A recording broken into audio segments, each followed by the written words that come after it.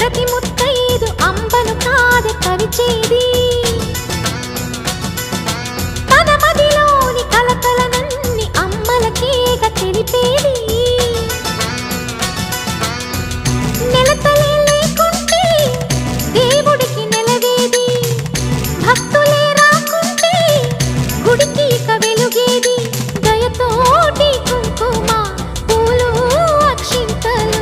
మనమంతా ఇవ్వాలి తన తాళి నిలపాలి తాళి కాచి ముత్తైదా ఎల్ల